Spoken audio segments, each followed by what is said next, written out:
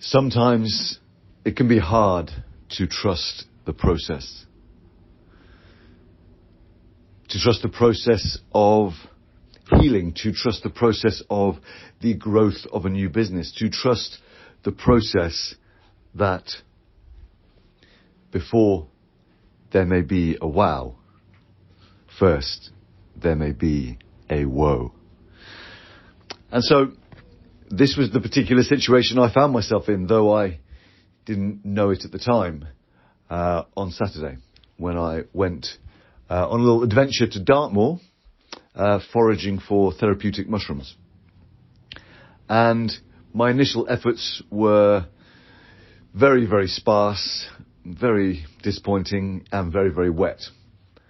And so as I knelt there in a damp field, getting rained on, looking at how little therapeutic mushrooms there were available for foraging, I thought to myself, well, I've driven 2+ hours to be here. The very least I can do is give Oscar, my beloved Labrador, a really good walk in some of the amazing woods and perhaps on some of the amazing hills that are around on Dartmoor.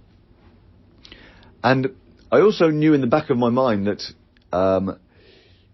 other folk had been gathering a different kind of therapeutic mushroom from Dartmoor, and that might be a possibility. But I thought, well, first of all, let's head home, and on the way home, I'm sure we will come across a suitable point to have a walk, whether they may be suitable for other kinds of foraging or not. And sure enough, as the journey began and progressed, there presented itself a suitable stopping point. What looked like a really good, thick patch of woodland, maybe a little stream or river. And so I parked up, and Oscar and I jumped out and began our walk. And no sooner had I got not much more than probably 15 yards into the field on the footpath than I think it's fair to say I was caught short. Caught short in the way that, well, hard to really put it any other way. I begun by taking a pee in the hedge, and then I needed to fart, except it wasn't a fart, and it wasn't alone. It had brothers and sisters. And so very quickly I had to scrabble to some kind of gateway and crouch down in full view of what I then learned was the Dartmoor Way public footpath. Like I was literally needing to respond to the number 2 call of nature in nature without any preparation, right in fullest view of one of the busiest footpaths in Dartmoor. And it doesn't get any better from there. Thankfully, there were no people around. However, there was no toilet paper in my rucksack or to hand. And so as I scrabbled for some potential leaves or for some what looked like wet, scratchy, muddy grass that were basically the only options I had, as I scrabbled around to do this, I saw Oscar diving in and deciding that what I'd left to be some kind of tasty treat. And for a moment I admit, consider the moral implications of foregoing the wet leaves and the muddy, scratchy grass for the tongue of a Labrador to clean up. But I couldn't do it. And so the scratchy grass, thankfully, was not too scratchy, and it did the job to some degree. And Oscar and I continued our adventure, which took a really wonderful turn.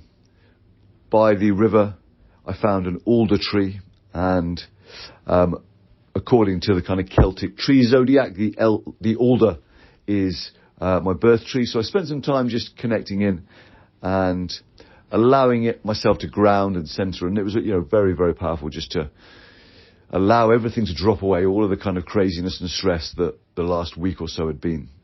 And a little further on, I came upon a very big, old birch tree. And for the other kind of therapeutic mushroom that I was searching for, Amanita muscaria, birch trees are one of the symbiotic species.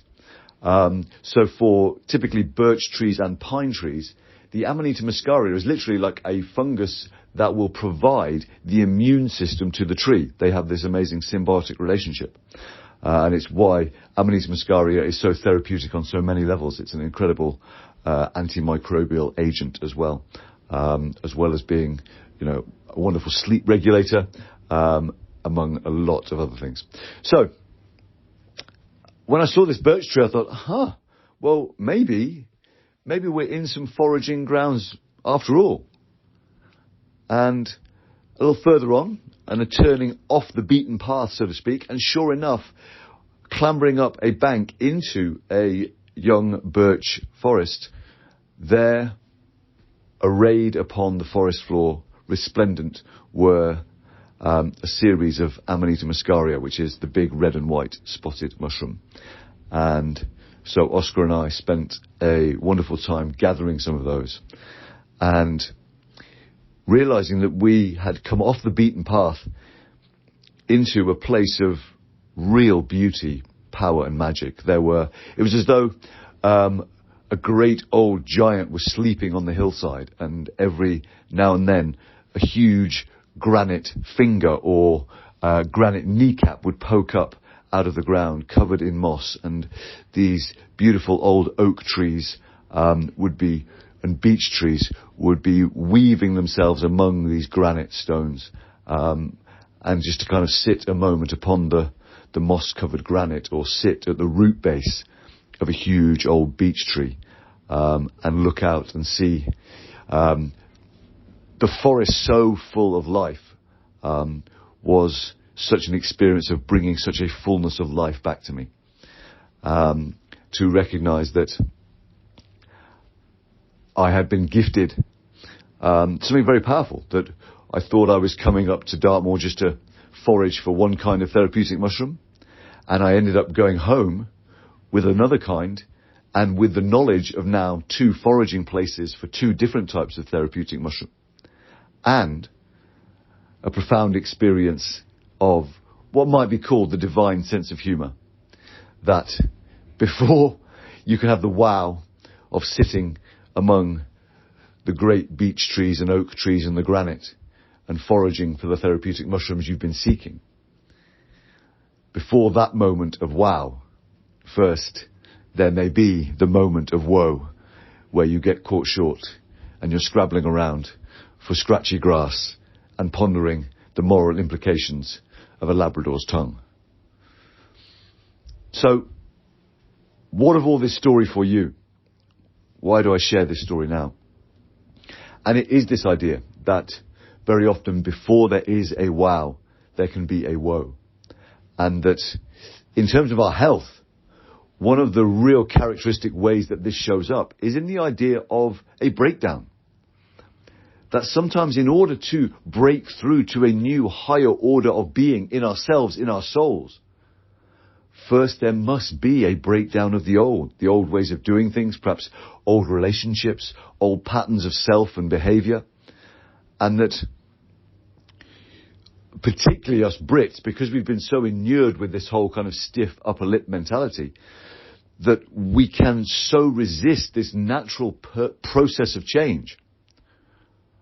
Right, that in order to seed new life, the fruit from the tree must fall and must die and allow the seeds themselves that contain the new life to become absorbed by the earth. And even then there is a process of breakdown and breakthrough, a process of woe before wow. For the seed itself, the seed must break and crack and put down roots before it can have the wow of reaching up and experiencing the sunlight through its first leaves.